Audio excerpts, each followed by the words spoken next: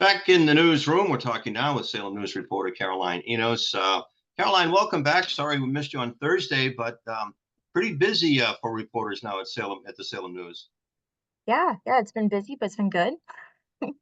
Well, you're one man down, and I think I was talking with Paul Layton, and how many? I think he said at one time there were 12 reporters or something like that.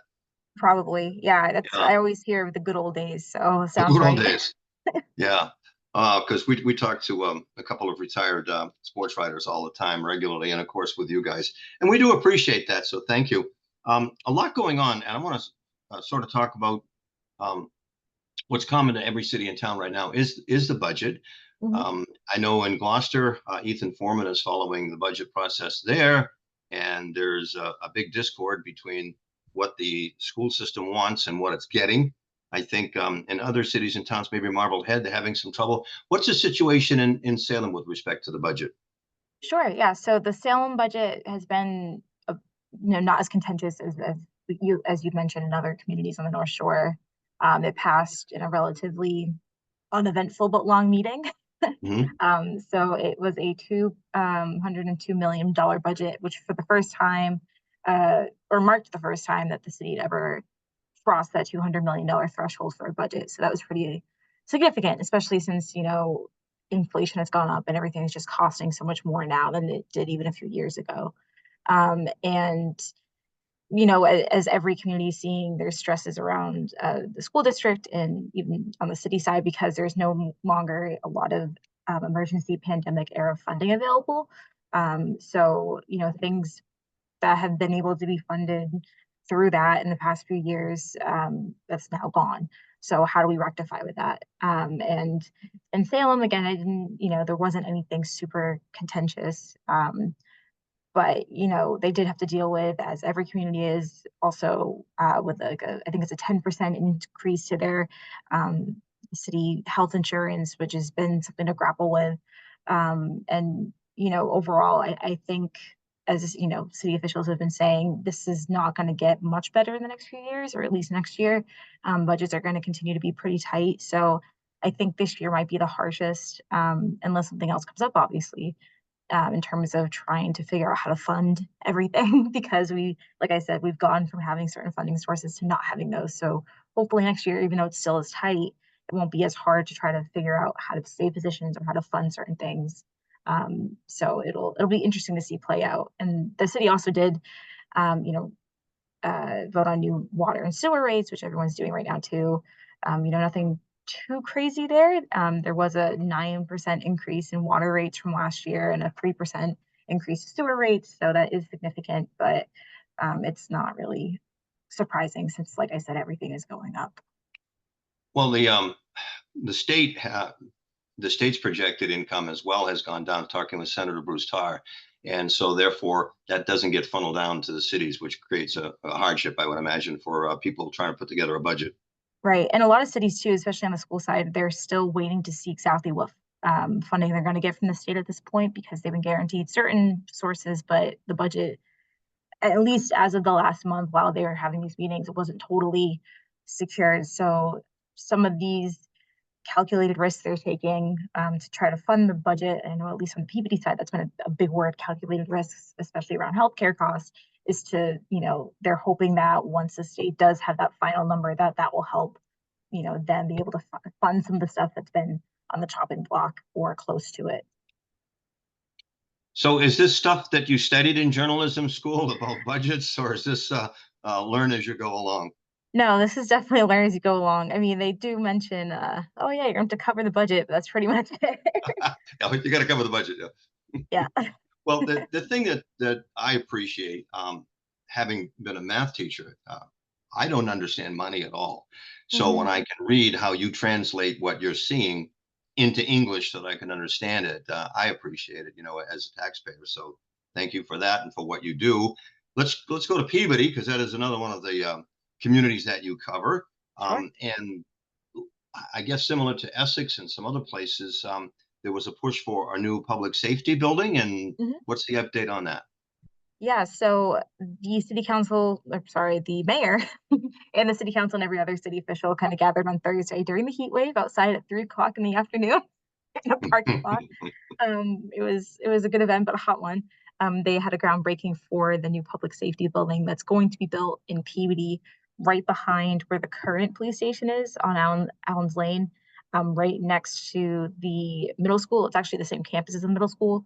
So this is a really exciting project for the city since it's going to combine the police department with the fire administration headquarters. So they're not going to have a full-fledged fire station there, but the chief and his administrative staff will be there too. So it's kind of creating the centralized emergency response building, which is really important, as we know, for coordinating when there is emergencies. So it's a $69.2 million project that's already been approved. It's bond orders and it's gone through the city council and is nearly unanimous.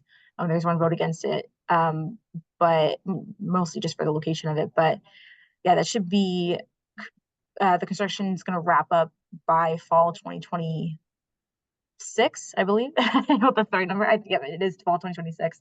We'll look it up. We can look it up in your article. Yeah. So I know the fun part of my job is there's so many dates in your head that you just have to keep right. straight. Right. But yeah, I think it's interesting because the city is also pushing for a new high school. There's just a big renovation effort at one of the elementary schools, and we're really seeing a lot of the buildings that were built in like the 60s and 70s start to deteriorate. With the current police station, it's not so much that the building's not good in terms of it's a fine building. It's not falling apart, but it's just not conducive to what we need now for modern day policing.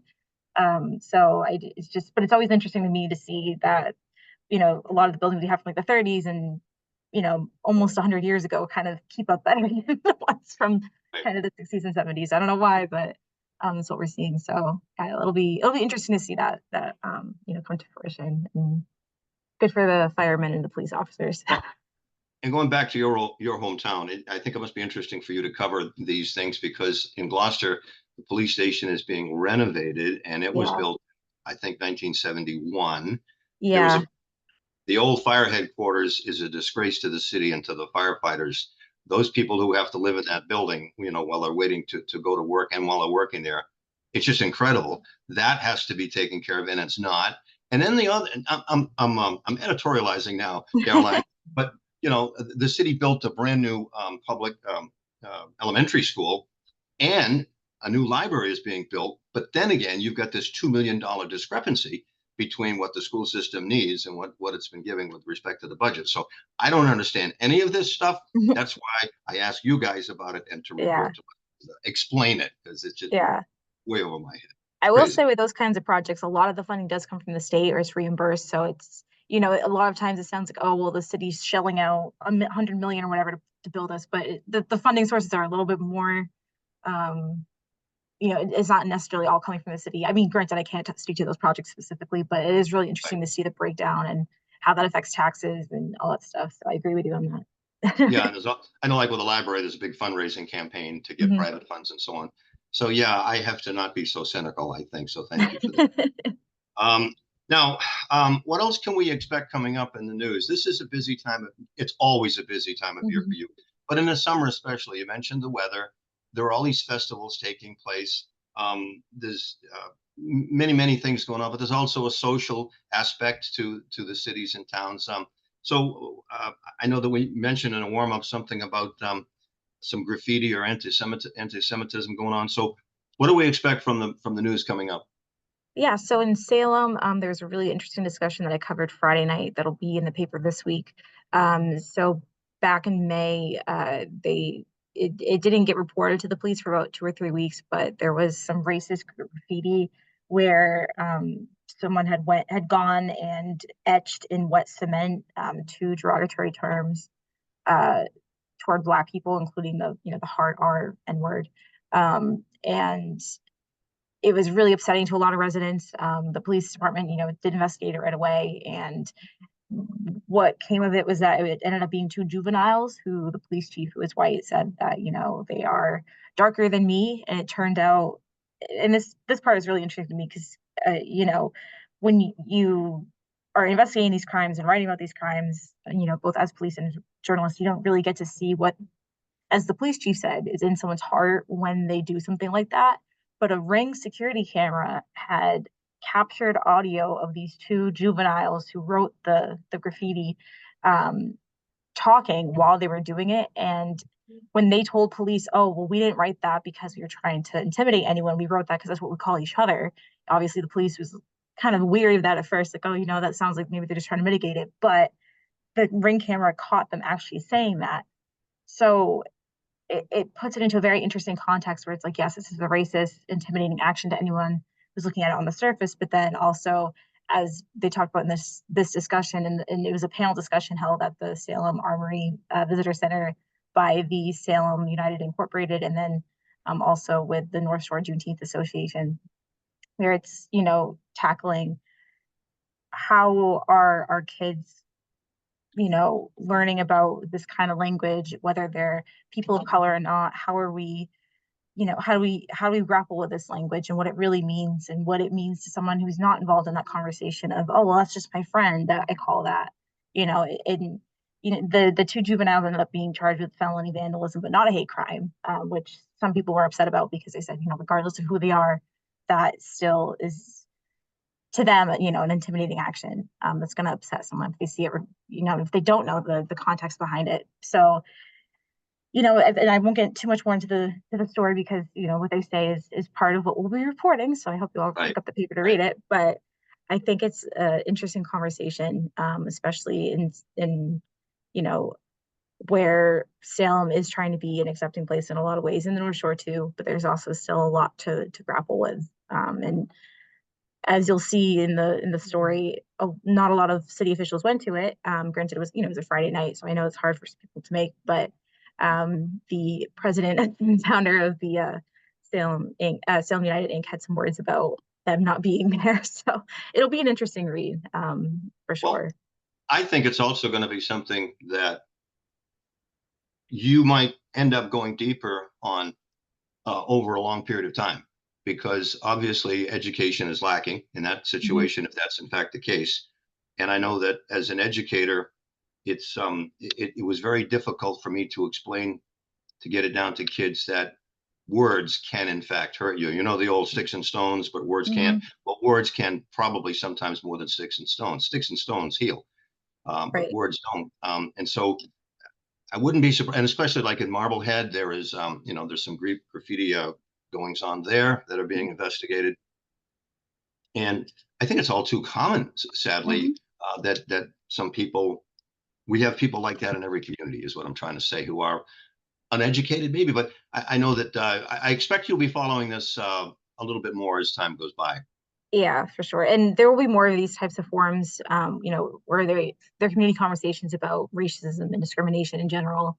And as a journalist, I appreciate them because I am white. I can't, put myself in their shoes totally. And I think a lot of our readers, it's the same way. So to be able to hear people of this community be able to discuss this among themselves, but in a public way that's, where they're sharing and they don't feel pressure to talk, where it's a space where it's safe for them to open up. I think that's really valuable to both to me and our readers, because it's something that not everyone can relate to, and it's important that we all try. And this is a good way for us to try to do that.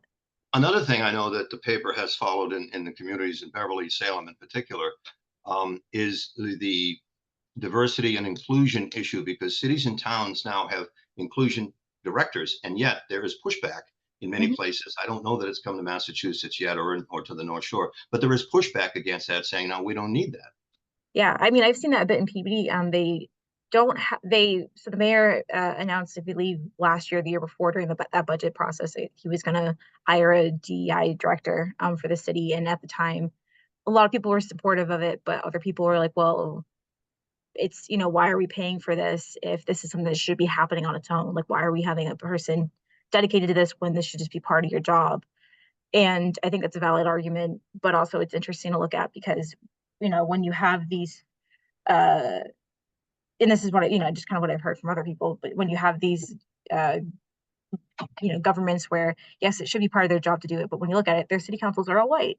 It's not happening organically. And if they're trying, it's still not happening at the level where it's showing. So, it's an interesting debate. And I think, and I know in PBD, they haven't hired anyone yet, because as the mayor said at one of the budget meetings last week, he went to like a DEI training, and they said that you should really have like a kind of some kind of group or board to study what the needs are of the city before you hire someone, so that way they're guided into what PBD needs specifically in terms of how to improve. So I think it will be coming down the line. It's just not right now, especially since the budget is so tight and they haven't made those moves. So yeah, but I think that's a really interesting conversation to watch play out. Thank you. More to come, I'm sure. Before I let you go, Caroline, what's that on the board over your right shoulder? I can't read it. So this is the First Amendment, our one of our favorites. Okay. Yeah, I didn't pick this desk, but I like that I'm right under it because when I'm on Zoom calls, it makes it even more It's an inspiration. journalistic. Huh? Okay. All right. Caroline, thank you so much. We'll talk again. Yeah, talk to you soon. Thank you.